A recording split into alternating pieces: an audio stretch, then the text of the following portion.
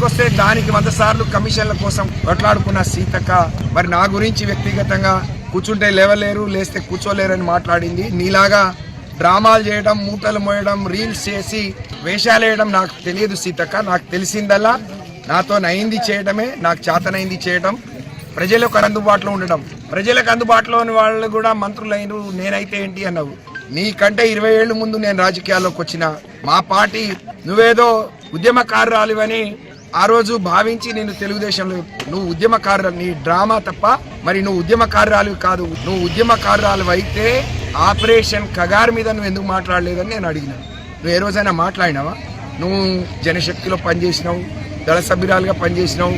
మరి కేంద్ర ప్రభుత్వం మనుషులను మరి అనేక మంది ఆ రోజు నుంచి ఉన్న అనేక ఉద్యమాల్లో ఉన్న అనేక మందిని పిట్టలుగా కాల్ చేస్తుంటే, మరి పక్షుల్లాగా కాల్ చేస్తుంటే వాళ్ళ గురించి ఎప్పుడు మాట్లాడని నువ్వు మరి నువ్వేం నాయకురాలివి అంటే నీకొక నీతి ఇంకోళ్ళకో నీతి అని చెప్పాను.